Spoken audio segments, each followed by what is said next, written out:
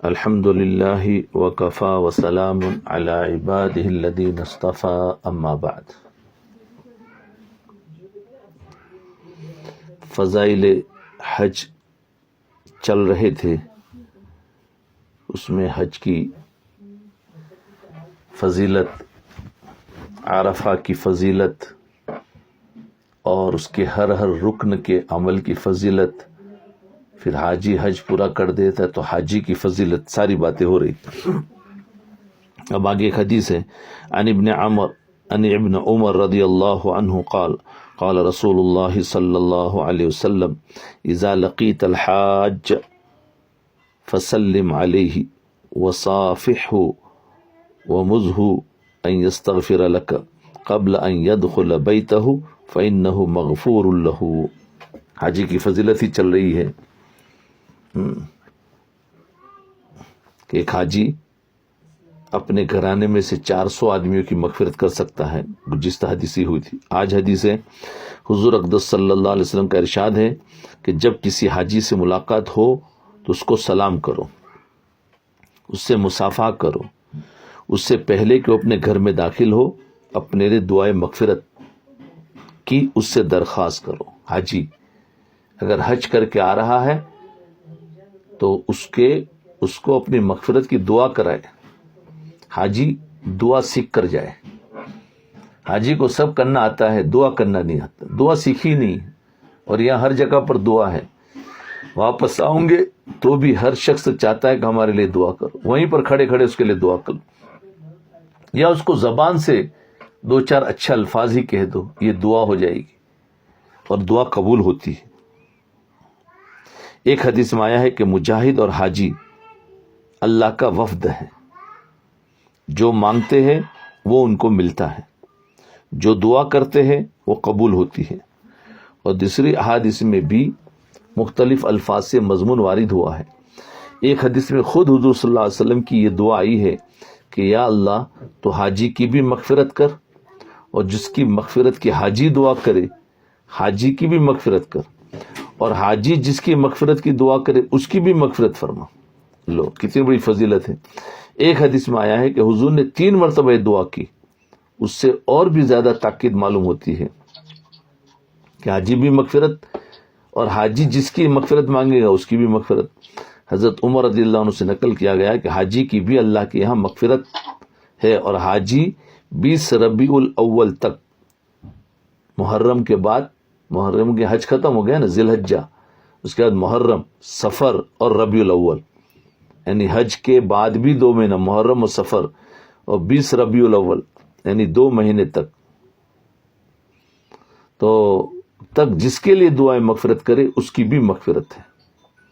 سلف کا معمول تھا، سلف کا، کہ وہ حجاج کی مشائیت بھی کرتے تھے، یعنی حجاج جب آتے تھے پہلے زمانے میں تو جہاں کہیں بھی مطلب اس وقت ہوائی جہاز نہیں تھا، پانی کا جہاز تھا، وہاں ملنے جاتے تھے، وہاں نہیں تو اپنے گاؤں میں آتے تھے تو گاؤں میں استقبال کرتے تھے دور دور سے، اور ان کا استقبال بھی کرتے تھے، ان سے دعا کی درخواست بھی کرتے تھے۔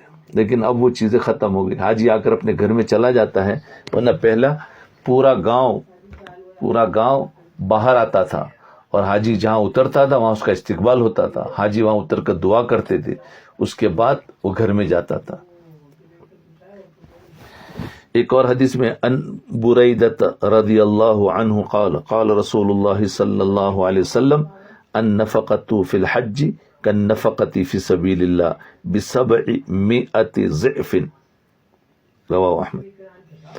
حضور اقدس صلی اللہ علیہ وسلم کا ارشاد ہے کہ حج میں خرچ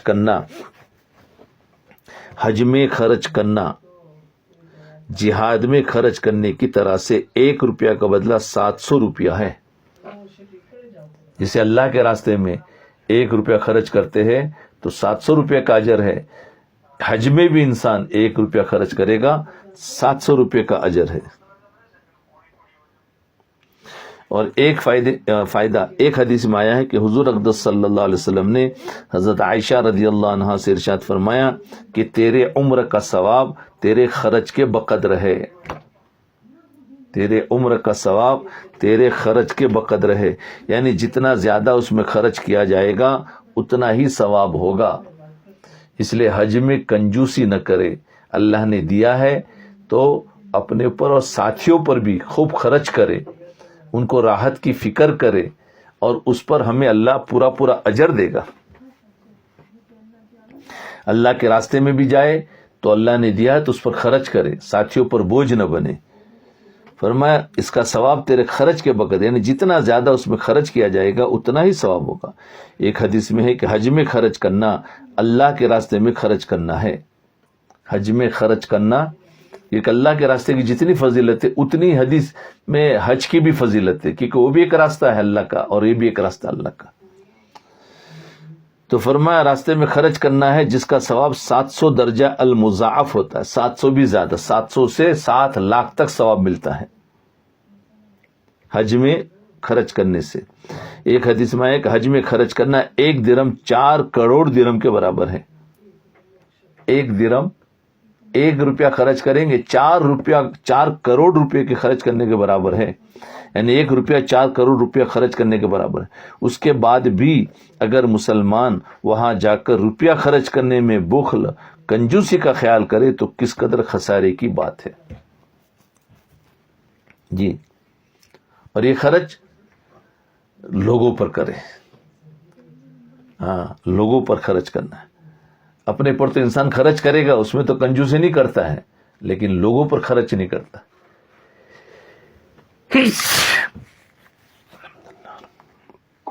مشائخ نے حج کے آداب میں خرچ کرنے میں تنگی نہ کرنا خاص طور سے ذکر کیا ہے. امام غزالی رحمۃ اللہ علیہ فرماتے ہیں کہ اسراف سے مراد اچھے لذیذ چیزوں کے کھانے اور پینے میں خرچ کرنا مراد ہے. یعنی خود اپنے اوپر اچھے کھانے پینے میں لذیذ چیزوں میں خرچ کر رہا ہے تو یہ اسراف ہے, لیکن وہاں کے لوگوں پر خرچ کرنے میں کوئی اسراف ہے ہی نہیں. میرے مشائخ کا ارشاد ہے کہ اگر کھانے پینے کی چیزوں میں بھی وہاں کے تاجروں کی اعانت کا ارادہ کر لے کہ یہاں تاجروں کو فائدہ ہو جائے گا, تو یہ بھی پھر اپنی ذات پر خرچ کرنے کے بجائے وہاں کے اہل ضرورت پر خرچ بن جاتا ہے. اس کا خصوصیت سے خیال رکھنا چاہیے. آج انسان وہاں کے تاجروں کے سامنے بھی بہت تنگ ہو جاتا ہے. ٹھیک ہے, ہمیں 2-4 دکانوں سے بھاؤ نکال کر کسی بھی ایک دکان سے جو بھی ہے وہ ہم نے لینا ہے تو تاجروں کی اعانت کی نیت کر لے کہ چلو یہاں سے خریدتے ہیں, ان کی مدد ہو جائے گی تو یہ بھی دوسروں پر خرچ کرنے کے برابر ہوگا. لیکن اس کا مطلب یہ نہیں ہے کہ آپ وہاں سے وہ چیزیں جو فضولیات ہے اور انڈیا لے کے جاؤ, وہ خرچ نہیں ہے. وہاں کی آپ ضرورت کی چیز لیا, کھانے پینے کی چیزیں لیا اور کوئی ضرورت کی چیزیں لیا تو ان کی اس میں نیت کر لے. جیسے کھجورے لے رہے تو کھجور میں بھی ان کی اعانت کی نیت کر لے, ان کی مدد ہوگی. تو یہ ہے.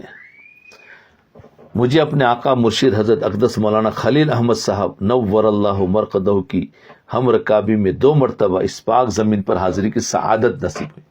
یعنی حضرت شیخ الحدیث شیخ زکریا رحمۃ اللہ علیہ فرماتے ہیں, ان کے شیخ حضرت مولانا خلیل احمد صاحب فرماتے ہیں ان کے ساتھ میں 2 مرتبہ حج میں گیا ہوں, تو میں نے ہمیشہ حضرت کا یہ معمول بڑی خصوصیت سے دیکھا ہے اپنے شیخ کا کہ وہاں کے قیام میں ہند کے واقف جاننے والے, یعنی ہندوستان کے جو وہاں رہتے ہیں جاننے والے, اگر کوئی ہدیہ پیش کرتے تو اول تو حضرت بڑے اصرار سے اس کو یہ کہہ کر واپس فرماتے کہ یہاں کے لوگ زیادہ مستحق ہیں, ان کی خدمت میں پیش کیا جائے. انہوں نے اہل فضل و کمال کا پتہ بھی بتا دیتے تھے کہ بھائی آپ کو خرچ کرنا ہے تو فلاں دیکھو علماء اور فضلہ ہے اور یہ اللہ والے ہیں, آپ ان پر جا کر ان کو ہدیہ دو. اس کے بعد بھی اگر کوئی اصرار کرتا کہ نہیں حضرت آپ لے لو تو مجبوراً حضرت قبول فرما کر اس ناکارہ کو یعنی حضرت شیخ کو دیتے جو ان کا خادم ہوتے تھے. اس ارشاد کے ساتھ مرحمت فرما دیتے کہ اس کی کوئی چیز بازار سے منگا لینا کہ یہاں کے تاجروں کی بھی مدد کرنا چاہیے, اور لا کر بازار سے چیز لا کر سب کو بانٹ دو, کھلا دو, بولے یہاں کی تاجروں کی مدد ہوگی. سبحان اللہ. حضرت عمر رضی اللہ عنہ کا ارشاد ہے کہ بہترین حاجی وہ ہے جی کہ وہ جس کی نیت میں اخلاص ہو.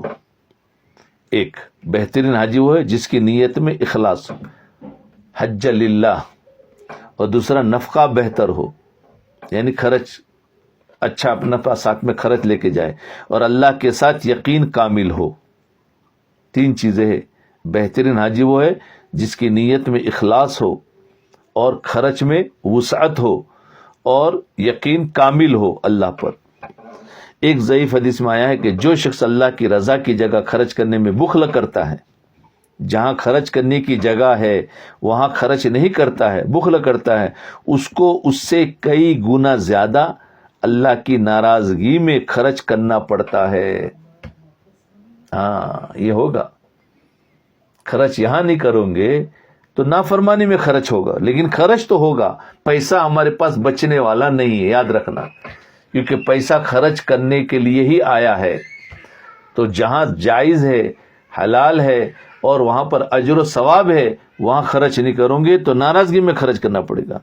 اور جو شخص کسی دنیاوی غرض سے حج فرض کو تاخیر کرتا ہے، حج فرض ہو گیا لیکن بولے ابھی نہیں ہے، آئندہ سال جاؤں گا، آئندہ سال جاؤں گا، تاخیر کرتا ہے، اس کی یہ غرض اس وقت تک مؤخر کر دی جاتی ہے جب تک لوگ حج سے فارغ ہو کر نہ آ جائیں.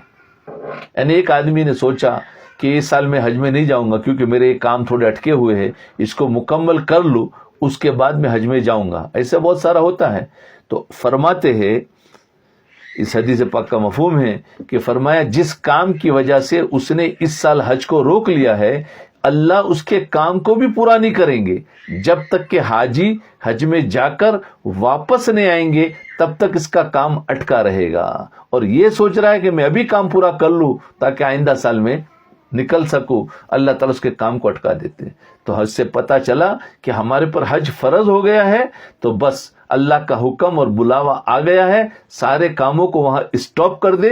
بولے سارے حج کے بعد اب کریں گے، یا اگر دوسروں کو کاروبار ہے تو اس میں کسی نے کسی کو سپرد کر کے خود حج میں چلا جائے اور آنے کے بعد پھر واپس اپنے کنٹرول میں لے لے گا. اللہ اس میں خوب برکت دیں گے.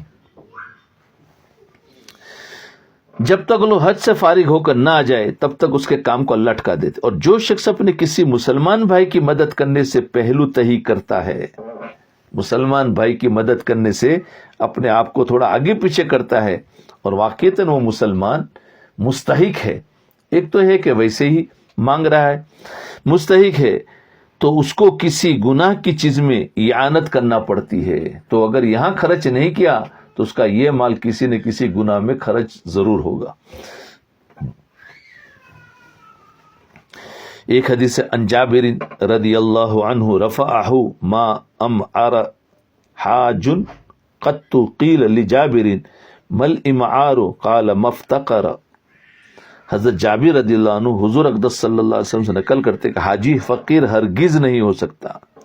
دیکھو، حاجی فقیر ہرگز نہیں ہو سکتا. ما امعر حاج قط، یعنی حاجی فقیر ہرگز نہیں ہو سکتا. ایک حدیث میں ارشاد ہے کہ حج اور عمرہ کی کثرت فقر کو روکتی ہے. ہاں، حج اور عمرہ کی کثرت فقر کو روکتی ہے، لیکن وہ حج ہو اور وہ عمرہ ہو. آج عمرہ وہ نیت ہے جو پہلے آ گئی ہے، سیر و تفریح کے لیے، بزنس کے لیے یا شہرت کے لیے. وہ حج عمرہ ہوگا تو پھر کچھ نہیں، وہ تو مالدار نہیں ہوگا، فقیر ہی رہے گا یا فقیر بن جائے گا. لیکن جو انسان واقعتاً اللہ تعالیٰ سے تعلق پیدا کرنے کے لیے اور وہاں کے انوارات کو لینے کے لیے وہ حج اور عمرہ کی کثرت کرتا ہے تو اللہ تعالیٰ کا فقر کو روکتی ہے، وہ فقیر نہیں بنے گا. جی، ایک اور حدیث میں ہے کہ لگاتار حج اور عمرہ برے خاتمے سے بھی حفاظت کا سبب ہے. ہاں، یہ کون سے؟ ہم اس کی فضیلت کو سن کر جن لوگوں کو اللہ نے مال دیا تو وہ خوش ہو جاتا، ہاں اب تو ہم لگاتار حج عمرہ کریں، لیکن شرائط کے ساتھ میں، ہاں اس کی آداب کے ساتھ میں. یہ ساری شرائط کے ساتھ میں کریں گے تو ضرور کریں، لیکن یہ شرائط کے ساتھ میں کرنا کوئی آسان کام نہیں ہے. ہاں، اس لیے فرمایا عمرہ خاتمے سے بھی حفاظت کا سبب ہے اور فقر کو بھی روکتا ہے. ایک حدیث میں ہے حج کرو غنی بنو گے. حج سے انسان غنی بنتا ہے، یاد رکھنا. سفر کرو صحت یاب ہوں گے. سفر کرنے سے انسان کو صحت ملتی ہے. یعنی تبدیل آب و ہوا اکثر صحت کا سبب ہوتی ہے اور بہت کثرت سے اس کا تجربہ ہوا ہے. ایک حدیث میں کہ لگاتار حج اور عمرہ فقر اور گناہوں کو ایسا دور کرتے ہیں جیسے آگ کی بھٹی لوہے کے میل کو دور کرتی ہے. حج اور عمرہ جی کیا گناہوں کو ایسا دور کرتے. لیکن وہ حج صحیح معنوں میں صحیح نیتوں سے ہو اور وہ عمرہ بھی صحیح ہو تو واقعتاً گناہ کو دور کر دیں گے. اور اگر وہ حج صحیح نہیں ہوا اور نیت صحیح نہیں تھی اور عمرے میں نیت ہے تو پھر وہ گناہوں کو اور بڑھا دیتا ہے. یہ بھی یاد رکھنا. اس لیے جہاں فضیلت ہے وہاں وعید بھی ہے. جی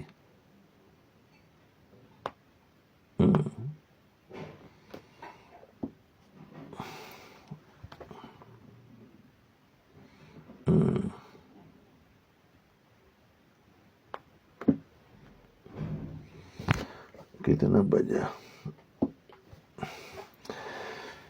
ایک حدیث ان عائشہ رضی اللہ عنہ قالت استأذنت النبی صلی اللہ علیہ وسلم فی الجہاد فقال جہادکن الحج. حضرت عائشہ رضی اللہ عنہ فرماتی ہے کہ میں نے حضور اقدس صلی اللہ علیہ وسلم سے جہاد میں شرکت کی اجازت مانگی تو حضور صلی اللہ علیہ وسلم نے ارشاد فرمایا کہ تمہارا جہاد حج ہے. فائدہ ایک اور حدیث میں حضرت عائشہ رضی اللہ عنہ سے نقل کیا ہے کہ انہوں نے حضور سے پوچھا کیا عورتوں پر بھی جہاد ہے تو حضور نے فرمایا کہ ہاں ایسا جہاد ہے جس میں قتال نہیں اور وہ حج اور عمرہ ہے. تو عورتوں کے لیے حج اور عمرہ بہترین جہاد ہے کیونکہ ان کے لیے ایک مشقت ہے, محنت ہے, اس میں کرے اور بہت سارے فائدے بھی اللہ نے مال دیا ہے. تو حضرت حسین رضی اللہ عنہ فرماتے ہیں کہ ایک شخص حضور کی خدمت میں حاضر ہوئے اور عرض کیا میں ضعیف بھی ہوں اور کم ہمت بھی ہوں. حضور نے فرمایا آؤ میں تمہیں ایسا جہاد بتاؤں جس میں کوئی کانٹا بھی نہیں چھپتا, یعنی زخم ذرا بھی نہیں, اور وہ حج ہے. حج کرنا بھی گویا ایک جہاد کی طرح ہے کیونکہ اس میں تو مار دھاڑ ہوتی ہے, مجاہدہ ہوتا ہے. فرمایا جو اس کو برداشت نہیں کر سکتے, جن کے اندر ہمت کمزور ہے, تو ان کے لیے فرمایا حج کرو. عورتوں کے لیے بھی فرمایا حج کرو, عمرہ کرو. ایک حدیث میں حضرت عائشہ رضی اللہ عنہ سے نقل کیا ہے کہ انہوں نے عرض کیا یا رسول اللہ ہم دیکھتے ہیں کہ ہمارا سب اعمال سے افضل ہے کہ ہم عورتیں جہاد نہ کیا کریں. کہ جہاد ہم دیکھتے ہیں کہ جہاد سب اعمال سے افضل ہے کہ ہم عورتیں جہاد نہ کیا کریں. تو حضور نے فرمایا تمہارے لیے افضل حج مقبول ہے. تمہارے لیے اللہ کے راستے میں نکلنا حج مقبول ہے. فرمایا سب سے بڑا مجاہدہ ہے. حضرت ابو ہریرہ رضی اللہ عنہ فرماتے کہ حضور صلی اللہ علیہ وسلم نے فرمایا بوڑھے اور ضعیف لوگوں کا اور عورتوں کا اللہ کے راستے میں نکلنا وہ حج ہے. ایک اور حدیث میں کہ بچے اور بوڑھے ضعیف آدمیوں کا اور عورتوں کا حج اور عمرہ ہے. وہ قتال میں نہیں جا سکتے تو ان کے لیے حج اور عمرہ ہے. اس قسم کے بہت سے ارشادات احادیث میں وارد ہے. ان سب کے علاوہ ایک ارشاد حضور کا ارشاد احادیث میں آیا ہے اور وہ یہ کہ حضور نے اپنے حج کے موقع پر عورتوں سے ارشاد فرمایا کہ یہ حج ہے جس کو تم کر رہی ہو, اس کے بعد اپنے گھر کی بوریوں پر رہنا. اس حدیث کے پاک کی وجہ سے امہات المومنین میں سے حضرت زینب, حضرت سودا نے تو کوئی حج اس کے بعد نہیں کیا اور یہ فرمایا کرتی تھی کہ جب ہم نے حضور سے خود یہ ارشاد سنا ہے پھر کیسے گھر سے سفر کے لیے نکلے. دیکھو کیسی اطاعت تھی, کیسے نکلے. لیکن اور باقی ازواج مطہرات پہلی احادیث کی بنا پر حج اور عمرہ کے لیے تشریف لے جاتی رہی. حضور صلی اللہ علیہ وسلم کے دونوں ارشاد اپنی جگہ پر بالکل صحیح ہے, ان میں کوئی تعارض نہیں. اصل یہ ہے کہ عورتوں کا مسئلہ بڑا نازک ہے, ان کا سفر بڑی شرائط کو چاہتا ہے. اس لیے جہاں تک حج اور عمرہ اور اس کی فضیلت کا تعلق ہے, عورتوں کے لیے وہ بہترین جہاد اور بہترین عبادت ہے, بہترین عبادت ہے. لیکن چونکہ اس میں کچھ شرائط اور پابندیاں ہیں جن کا حاصل ہونا اکثر دشوار ہو جاتا ہے, اس لیے احتیاطاً حضور نے فرما دیا کہ وہ پابندی احتیاط کی اور محرم کے وجود کی. بہت سی احادیث میں یہ پابندی احتیاط کی اور محرم کی وجود کی ہے۔ بہت سی حدیث میں ارشاد ہے کہ عورتوں کے لیے سفر ناجائز ہے اس وقت تک کہ اس کے ساتھ کوئی محرم نہ ہو۔ جی، تو اس کی وجہ سے ایک حدیث میں ہے کہ کوئی مرد ہرگز کسی اجنبی عورت کے ساتھ تنہا مکان میں نہ رہے اور کوئی عورت ہرگز بغیر محرم کے سفر نہ کرے، ہرگز بغیر محرم کے سفر نہ کرے۔ ایک حدیث میں وارد ہوا کہ عورت پردہ کی چیز ہے، عورت پردہ کی چیز ہے، جب وہ گھر سے نکلتی ہے تو شیطان اس کے پیچھے لگ جاتا ہے۔ جی، وہ گھر سے نکلتی ہے تو شیطان اس کے پیچھے لگ جاتا ہے، اس کی فکر میں رہتا ہے۔ ایک حدیث میں ہے کہ جس جگہ تنہا اجنبی مرد عورت ہوں گے تیسرا شخص وہاں شیطان ہوگا۔ ایک حدیث میں ہے کہ نامحرم عورتوں کے پاس جانے سے بہت بچو۔ کسی نے عرض کیا حضور اگر دیور ہو؟ حضور نے فرمایا دیور تو موت ہے، موت ہونے کا مطلب یہ کہ اس کے لیے ہلاکت کے اسباب بوجہ ہر وقت کے قرب کے بہت زیادہ پیدا ہو سکتے ہیں۔ اس قسم کی بہت سی وعید حدیث میں وارد ہے، اور سفر میں بسا اوقات اجنبی مردوں کے ساتھ تنہا مکان میں رہ جانے کی نوبت آ جاتی ہے۔ یہ خصوصاً حج کے سفر میں جو حج کمیٹی کی طرف سے جا رہے ہیں، یہ خاص کر کے سن لیں، حج کمیٹی کی طرف سے جو لوگ سفر کرتے ہیں ان لوگوں کو خاص ہدایت ہے کہ وہاں پر مکان میں حج کمیٹی اس کا اہتمام نہیں کرتی ہے کہ یہاں پر عورتیں رہے ایک کمرے میں اور دوسرے کمرے میں مرد رہے۔ وہ تو جیسے ایک کمرہ ہے اس کے اندر 10 لوگوں کی گنجائش ہے تو 5 جوڑے ڈال دیتے ہیں کہ بھائی تم 5 یہاں رہو۔ اب 5 اجنبی ہے، اب وہاں 5 مرد ہے 5 عورتیں ہیں، بیچ میں کوئی پردہ نہیں ہے، تو یہ بہت ہوتا ہے۔ تو جو حاجی حج کمیٹی سے جا رہے ہیں تو ان کو چاہیے کہ وہاں پہنچنے کے بعد ہمیں کوئی لڑائی جھگڑا نہیں کرنا ہے، جو ہمیں کمرہ ملا ہے تو اس کے اندر ایک پردہ باندھ دیا جائے، ان 5 عورتوں کو دوسری طرف کر دے اور 5 مرد الگ ہو جائے، اور ان مردوں کو سمجھایا جائے، کیونکہ ان مردوں میں بیچارے بہت سارے بے دین ہوتے ہیں جو کہتے ہیں نہیں ہم تو ساتھ میں ہی رہیں گے، ہمیں پردہ نہیں چاہیے۔ وہ بہت سارے ایسے ہوتے ہیں، یہ میرے دیکھی ہوئی باتیں ہیں وہاں جا کر حج میں، جس کی وجہ سے لوگ پریشان ہو جاتے ہیں۔ تو ہمیں چاہیے کہ اگر یہ لوگ اس طریقے سے نہیں ہے تو بازو والا کوئی کمرہ ہو تو ان سے کہا جائے کہ بھائی تم لوگ ادھر آ جاؤ، ان کو وہاں ڈال دو۔ تو ہم گویا ایک ایسے جو پردے کا خیال رکھنے والے مرد ہیں اور عورتیں ہیں وہ ایک کمرے میں آ جائے اور اسی کے اندر پردہ باندھ کر ایک طرف عورتیں ہو جائے ایک طرف مرد ہو جائے۔ تو اس کا خوب دھیان رکھے، کیونکہ وہ لوگ جو لوگ پرائیویٹ ٹور میں جاتے ہیں اس میں تھوڑا بہت اہتمام ہو جاتا ہے کہ عورتیں ایک طرف ہو گئی مرد ایک طرف ہو جاتے، لیکن یہ حج کمیٹی کے اندر یہ بالکل نہیں ہوتا ہے۔ تو یہ ہے کہ اس میں اجنبی مردوں کے ساتھ تنہائی مکان میں رہنے کی بہت ساری نوبت آتی ہے۔ اب پورا 10 کا کمرہ تھا، سب باہر ہے، ایک عورت ادھر ہے اور کسی مرد کو کوئی ضرورت وہ ادھر آ گیا یا وہ ابھی تک نہیں گیا ہے، تو اب تنہائی میں یہ آ جاتا۔ اور حرم کے اندر اور حج کے موقع پر یہ چیز بہت زیادہ گناہ کی چیز ہے، چاہے تو ہمیں تنہائی میں نہ رہے، اس کا خاص دھیان رکھے۔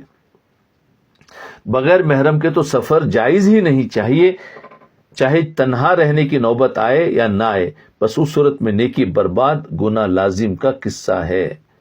بغیر محرم کے تو بالکل نہ جائے۔ جی، اللہ اکبر کبیرہ۔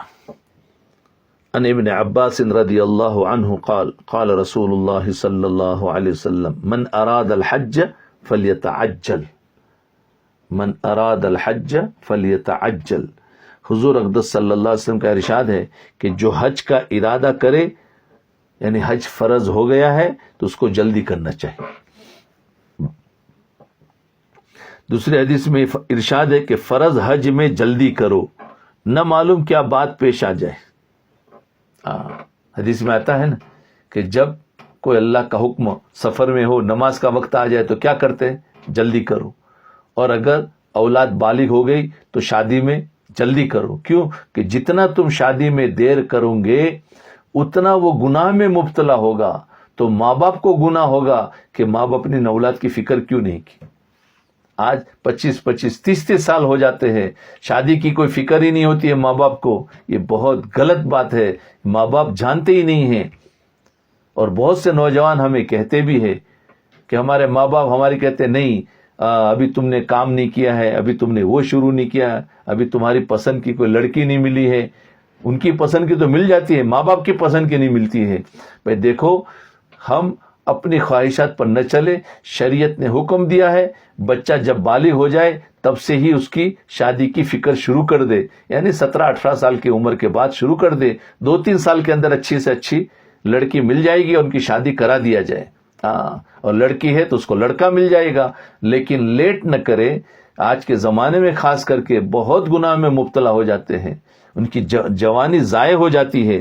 تو اس طریقے سے جیسے حج نماز کا ٹائم آ جائے تو جلدی کرو, اور فرمایا شادی کا ٹائم آ جائے تو جلدی کرو. موت اگر کسی کے انتقال ہو گیا تو اس کو دفنانے میں جلدی کرو. ایسے ہی جس پر حج فرض ہو گیا تو حج کرنے میں بھی جلدی کرے. کیا پتہ یہ مال آئندہ سال رہے نہ رہے. ایک اور حدیث میں ارشاد ہے کہ حج میں جلدی کرو, کسی کو بات کی کیا خبر ہے کہ کوئی مرض پیش آ جائے یا کوئی اور ضرورت درمیان میں لاحق ہو جائے.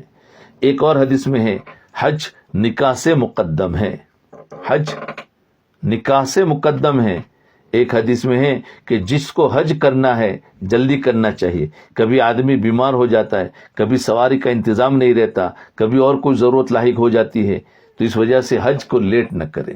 یا ابھی حج پر فرض تھا, سوچا آئندہ سال کروں گا, آئندہ سال کرنے کے لیے جب تیار ہوا تو اس کو اسی بیماری لگ گئی کہ حج کر ہی نہیں سکتا. اس نے سوچا چلو اس کے بعد میں حج کروں گا, اس کے بعد وہ بیماری تو صحت ملی, دوسری کوئی بیماری آ گئی, فرمایا اس کے بعد کروں گا. تو انسان کو کوئی پریشانی سے اب حج کر ہی نہیں پا رہا ہے.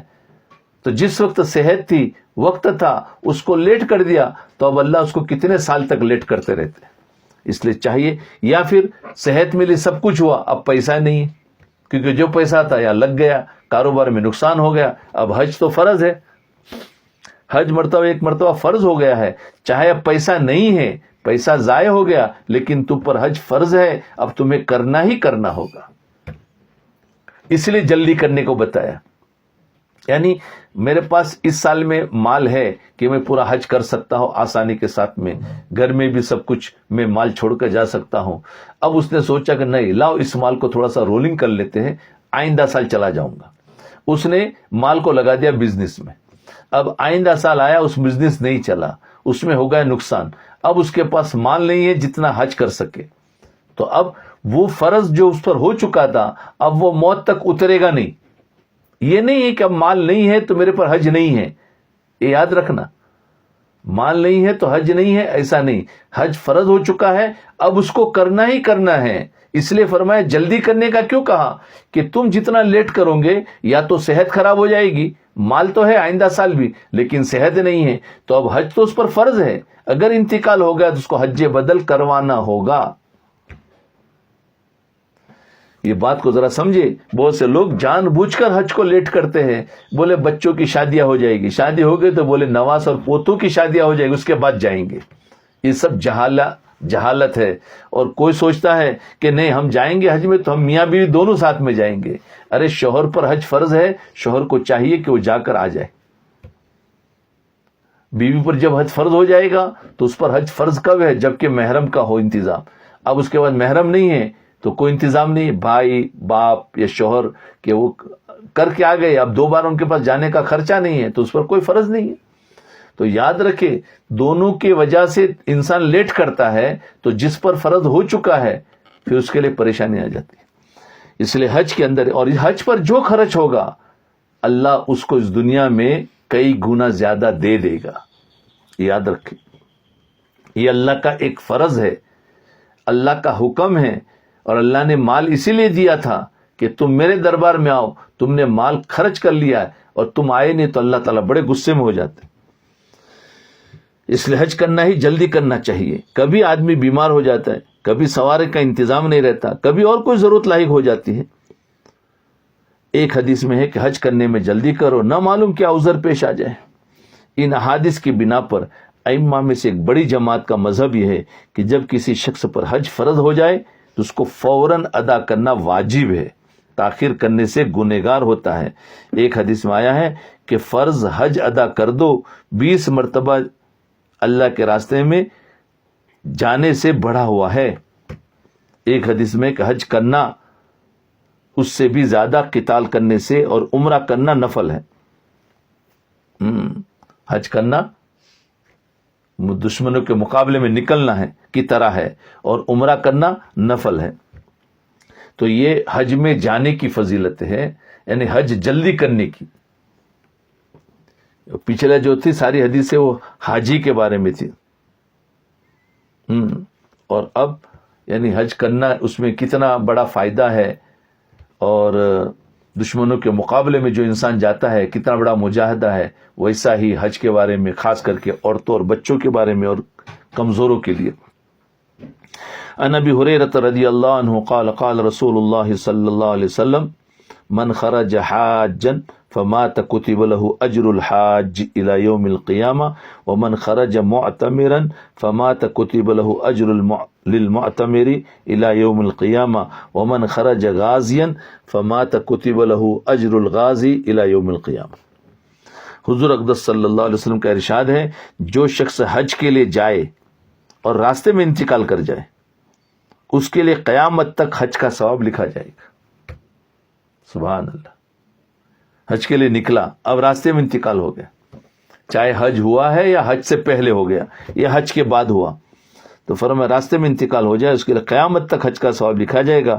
اسی طرح جو شخص عمرہ کے لیے جائے, نیت صحیح ہو, آداب کے ساتھ جائے اور راستے میں انتقال کر جائے, اس کو قیامت تک عمرے کا ثواب ملتا رہے گا.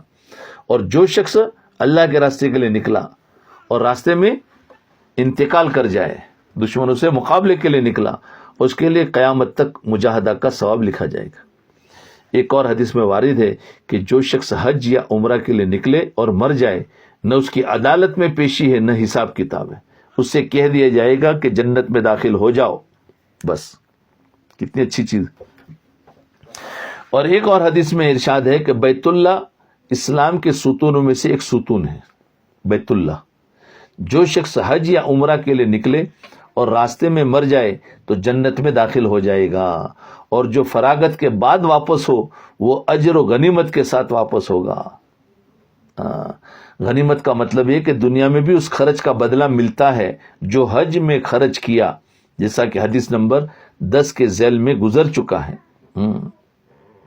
جی, ایک حدیث میں ارشاد ہے جو مکہ کے راستے میں جاتے ہوئے یا واپسی میں مر جائے اس کی نہ پیشی ہے نہ حساب کتاب ہے. ایک حدیث میں جو شخص حج یا عمرہ کے ارادے سے مکہ کے راستے میں مر جائے, نہ اس کی پیشی ہے نہ حساب کتاب ہے, وہ سیدھا جنت میں داخل ہو جائے گا. حاجی یا عمرہ کرنے والا صحیح نیت کے ساتھ جا رہا ہے اور انتقال کر گیا تو اس کی فضیلت ہے. ایک حدیث میں ایک آدمی کے مرنے کی بہترین حالت یہ ہے کہ حج سے فراغت پر یا رمضان کے روزے رکھ کر مرے, یعنی یہ دونوں حالت ایسی ہے کہ گناہوں سے پاک صاف ہوگا, کیونکہ حج کر کے نکلے گا بالکل گناہوں سے پاک صاف ہوگا, اور مر گیا تو پاک صاف چلا گیا کیونکہ توبہ استغفار کر کے آیا تھا عرفات کے میدان میں. تو بہترین حالت تو وہی ہے. یا رمضان کا روزہ تھا اور رمضان میں اس نے مغفرت کروا دی, توبہ استغفار کیا, عبادتیں کی, اور رمضان ختم اور موت آئی تو گویا ابھی اس کے سارے گناہ معاف ہو چکے ہیں کیونکہ سچی توبہ کی ہے, اور اس کے بعد اس کو ایک دن ملا یا آخر میں رمضان میں ہی انتقال کر گیا, تو یہ اچھی حالت ہے. ایک حدیث میں جو احرام کی حالت میں مرے گا وہ حشر میں لبیک کہتا ہوا اٹھے گا. ان ابن عباس رضی اللہ عنہ قال ان امرأة من خشعم قالت یا رسول اللہ ان فریضۃ اللہ فی الحج ادرک ابی شیخا کبیرا لا يثبت على الراحلة افاحج عنده قال نعم وذلك فی حجۃ الوداع. ابھی جو حدیث آ رہی ہے اس کے اندر ایک انسان پر حج پہلے فرض تھا اور حج نہیں کر سکا, صحت خراب ہو گئی, اور اب صحت کے ملنے کی کوئی امید نہیں ہے, تو کیا کرے اس کے لیے؟ تو اس کے اوپر سوال آیا. ایک صحابی عورت رضی اللہ عنہ نے حضور صلی اللہ علیہ وسلم سے دریافت کیا, صحابیہ نے, کہ حضور اللہ کے فریضہ حج نے میرے باپ کو ایسی حالت میں پایا کہ وہ بوڑھے ہیں, یعنی بڑھاپے کی حالت میں حج ان پر فرض ہوا, سواری پر بھی سوار نہیں ہو سکتے, کیا میں ان کی طرف سے حج بدل کر دوں؟ حضور نے فرمایا کہ ہاں ان کی طرف سے حج کرو. تو حج بدل جن کے ماں باپ کا انتقال ہو گیا ان پر حج تھا، اگر وہ اولاد جانتی ہے اور ان کو اللہ تعالیٰ مال چھوڑ کر گئے تو ان اولاد کو چاہیے کہ اپنے باپ ہے، اپنے ماں ہے یا اپنے اور کوئی رشتہ دار کے بدلے میں حج بدل کرانا چاہے تو کرا سکتے ہیں.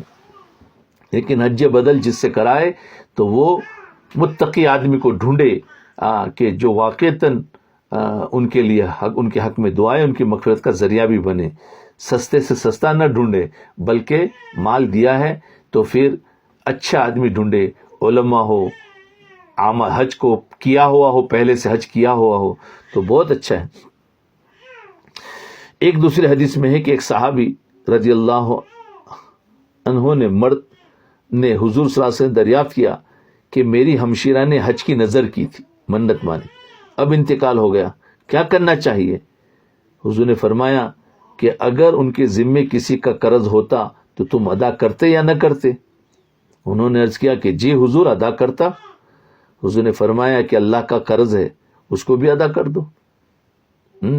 منت مانی تھی، انتقال ہو گیا، فرما ادا کر دو. ایک اور صحابی کا قصہ ہے، انہوں نے حضور سے عرض کیا کہ میرے والد بہت بوڑھے ہیں، نہ حج کر سکتے ہیں، نہ عمرہ کر سکتے ہیں، نہ سفر کر سکتے. سوال کے تو حضور نے فرمایا اپنے والد کی طرف سے حج بھی کرو، عمرہ بھی کرو. ایک حدیث میں حضور نے اس نوع کے سوال کے جواب میں فرمایا اگر تیرے باپ کے ذمے قرض ہوتا اور تو ادا کرتا تو وہ ادا ہو جاتا یا نہیں؟ انہوں نے اس کے ادا ہو جاتا. تو حضور نے فرمایا پھر تو اللہ بڑے رحم والے ہیں، یعنی وہ قرضوں کیوں نہ قبول کریں گے؟ اپنے باپ کی طرف سے حج کر تو حج کرنا چاہیے. ایک حدیث میں ارشاد ہے کہ جو شخص حج بدل کے بارے میں ساری فضیلت ہے، حج بدل کے بارے میں ایک حدیث میں ارشاد ہے کہ جو شخص اپنے والدین کی طرف سے ان کے انتقال کے بعد حج کرے اس کے لیے جہنم کی آگ سے خلاصی، اور والدین کے لیے پورا حج لکھا جاتا ہے. اس کے ثواب میں کوئی کمی نہیں ہوتی، اور کسی اپنے قریبی رشتہ دار کے لیے اس سے بڑھ کر صلہ رحمی نہیں، یعنی اپنے قریبی رشتہ دار کے لیے اس سے بڑھ کر صلہ رحمی نہیں. یہ بھی ایک صلہ رحمی ہے کہ اس کے مرنے کے بعد اس کی طرف سے حج کر کے اس کی قبر میں پہنچائے. جی ایک صحابی نے دریافت کیا یا رسول اللہ صلی اللہ علیہ وسلم جب میرے والدین زندہ تھے تو میں ان کے ساتھ حسن سلوک کیا کرتا تھا. ایک منٹ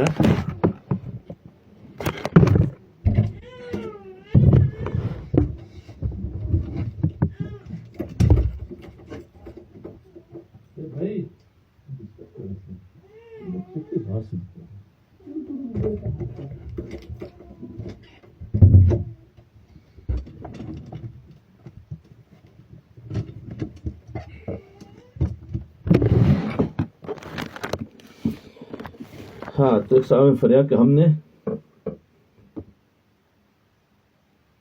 ایک صحابی نے دریافت کیا یا رسول اللہ صلی اللہ علیہ وسلم جب میرے والدین زندہ تھے تو میں ان کے ساتھ حسن سلوک کیا کرتا تھا، اب ان کا انتقال ہو گیا، اب میں ان کے ساتھ حسن سلوک کرنا چاہتا ہوں تو اس کا کیا طریقہ؟ مردوں کے بارے میں اوپر تو آیا کہ ان پر حج تھا، وہ چلے گئے تو کیا کرو؟ فرمایا حج بدل کرو. اور فرمایا میرے والدین زندہ تھے تو میں ان کے ساتھ حسن سلوک تو کیا کرتا تھا، اب ان کا انتقال ہو گیا، اب میں کیا کروں؟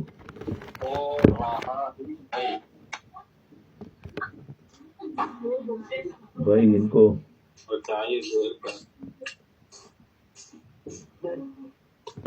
چلو. تو فرمایا میں کیا کروں؟ تو اس کا کیا طریقہ؟ تو حضور نے فرمایا جب اپنے لیے نماز پڑھو تو ان کے لیے بھی نماز پڑھو، یعنی نماز پڑھو کا ثواب ان کو پہنچاؤ. جب اپنے لیے روزہ رکھو تو ان کے لیے بھی روزہ رکھو، یعنی ان کے لیے روزہ، یعنی اسی روزے میں ان کی نیت کر لو تو ان کو بھی ثواب پہنچے گا، تم کو بھی ثواب ملے گا. جی تو ثواب ملتا جائے گا. وہ اس سے خوش ہوتے ہیں، جیسا کہ تمہارے پاس طبقات میں کوئی ہدیہ پیش کیا، جب ہمیں کوئی ہدیہ پیش کرے تو ہمیں کتنی خوشی ہوتی ہے، تو ہمارا نیت کر کے ان کو پہنچانا تو ان کو بھی خوشی ہوتی ہے. جی حج نفل یا عمرہ طواف کر سکتا ہے.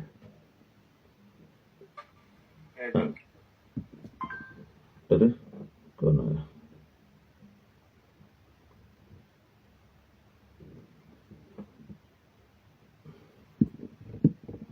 فرمایا دوسری طرف سے حج دو طرح کیا جاتا ہے، دوسری کی طرف سے حج دو طرح کیا جاتا ہے، دوسری کی طرف سے اگر حج کرنا ہے تو دو طرح کیا جاتا ہے۔ ایک صورت تو یہ کہ کسی کی طرف سے حج نفل کرے، یعنی اس پر فرض تو نہیں تھا، اپنے رشتہ داروں میں سے یا جو بھی ہے ماں باپ، حج فرض نہیں تھا، اب یہ انسان کرنا چاہتا ہے تو ایک تو وہ کرے گا تو نفل ہوگا، کسی کی طرف سے حج نفل کرے، اس کے لیے تو کوئی شرط نہیں، جس کا دل چاہے جس کی طرف سے چاہے حج نفل یا عمرہ طواف کر سکتا ہے۔ تو ایسا شخص جو اپنے والدین، اپنے رشتہ دار یا اپنے استاد کے بارے میں اور ان کو حج کا ثواب پہنچانا چاہتا ہے، حج نفل کرنا چاہتا ہے، تو اس میں کوئی شرط نہیں کہ جا سکتا ہے، اور جس کی طرف سے بھی چاہے جس کی طرف سے بھی چاہے وہ حج نفل کر سکتا ہے یا عمرہ کر سکتا ہے۔ تو عمرہ کے لیے اکثر جو لوگ جاتے ہیں ان کو تو چاہیے کہ وہ عمرہ میں 8-10 دن جو مکہ میں رہتے ہیں تو 2-3 عمرہ کر سکتے تھے، ایک عمرہ اپنی طرف سے، ایک عمرہ ماں باپ کی طرف سے، ایک عمرہ امت کی طرف سے بھی کر سکتے ہیں، اس میں کوئی شرائط نہیں ہے، امت کی طرف سے بھی کر سکتے۔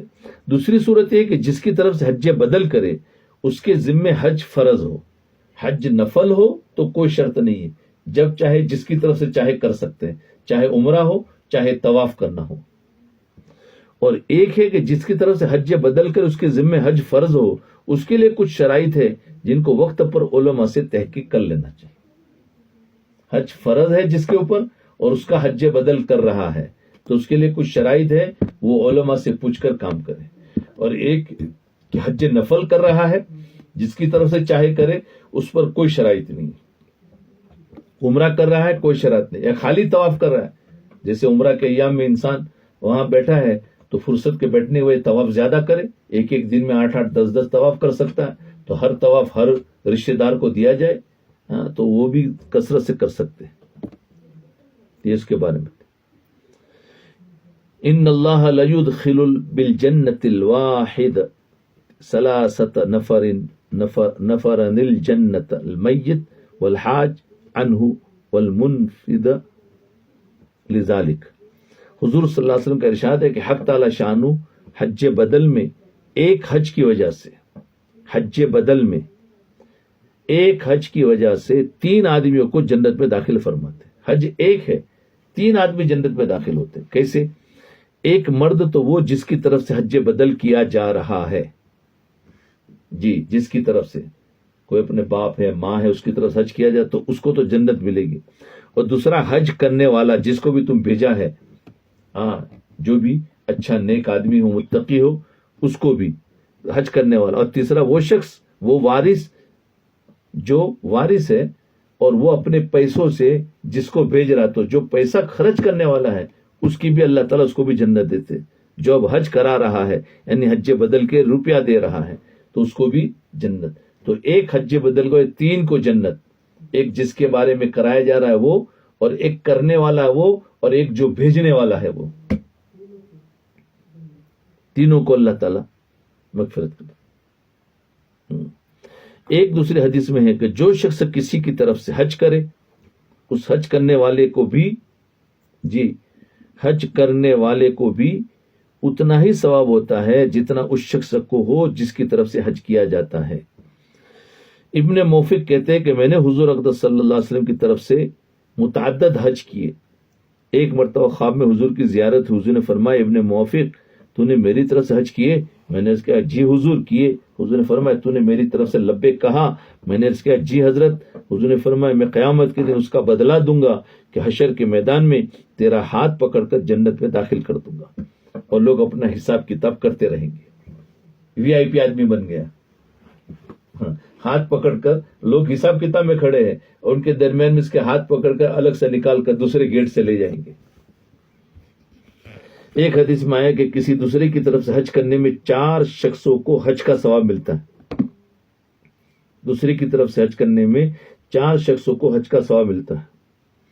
ایک وصیت کرنے والے کو، دوسرا اس کو جو اس وصیت کو لکھے، وصیت کو لکھنے والے کو بھی ثواب، تیسرا روپیہ خرچ کرنے والے کو، اور چوتھا حج کرنے والے کو۔ لیکن ایک بات کا نہایت اہتمام سے خیال رکھنا چاہیے کہ وہ یہ کہ حج بدل میں نیت خالص رکھے، نیت خالص رکھنے کی اہتمام سے کوشش کرے، مقصد محض حج و زیارت اور دوسرے کی اعانت ہو. کوئی دوسری غرض اس لیے کہا نا کہ بھائی نیک اور متقی آدمی کو بھیجے، وہاں جا کے وہ اعمال کرے اور جتنا زیادہ ثواب حاصل کرے سب مردے کو بھی ملے گا جس کی وجہ سے حج، اور جو بھیج رہا ہے اس کو بھی ملے گا. ورنہ بہت سارے حج بدل ایسے کراتے ہیں، کسی بھی شخص کو بھیج دیا، وہ بیچارہ کچھ نہیں جانتا، وہاں جا کے گپے سپے لگا رہا ہے، کیونکہ دوسرے کے مال سے گیا ہے، اس کو تو مزہ آ جاتا ہے. تو ایسا آدمی کو نہ بھیجے جو بالکل نہ جانتا ہو، اس کو کچھ پتا نہیں. اس حج کی وجہ سے کوئی دنیاوی منفعت مقصود نہ ہو.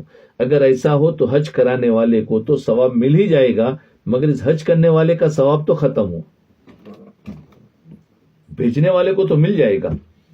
امام غزالی رحمۃ اللہ نے لکھا ہے کہ جو شخص اجرت کے ساتھ حج بدل کرتا ہے، اجرت لے کر، بزنس بن گیا تو وہ بزنس، وہ دین کے عمل سے دنیا کما رہا ہے، ایسے لوگوں کو نہیں بھیجنا چاہیے. اس لیے بہتر ہے کہ اس کو مستقل مشغلہ اور تجارت نہ بنائے. کہ اللہ جل جلالہ دین کے طفیل دنیا تو عطا فرما دیتے ہیں، لیکن دنیا کے بدلہ دین عطا نہیں فرماتے، دنیا کے بدلے میں دین عطا نہیں فرماتے. یعنی اس کی غرض تو دنیا کا ایندھن جمع کرنا ہے، اس کو ثواب مل جائے یہ نہیں ہوتا. یہ ہے کہ نیت خالص ہو، بزنس نہ ہو. اس لیے ایسے لوگوں کو بالکل نہ بھیجا جائے حج بدل کے لیے، بلکہ جو صحیح ہو اور اللہ کے لیے حج کر رہے ہو. ٹھیک ہے، یہ پہلی فصل تھی جو حج کرنے کے بارے میں اس کی فضیلت تھی. اب دوسری فصل آئے گی جو حج نہ کرنے کی وعید ہے. یہ حج کرنے کے فائدے، جس میں حاجی کیسا ہوتا ہے، حج بدل کے بارے میں بھی آ گیا، اور وہاں پر صفا مروہ کی سعی کی فضیلت آ گئی، اور عرفات کی فضیلت آ گئی، اور حاجی حج کے بعد کتنا بڑا اس کو گناہوں سے معاف ہوتا ہے، جانے میں جو مشقت ہوتی ہے، وہ ساری فضیلت حج کے بارے میں آ گئی. اب جو ہے حج نہ کرنے کی وعید کے بارے میں انشاءاللہ کل بتائیں گے.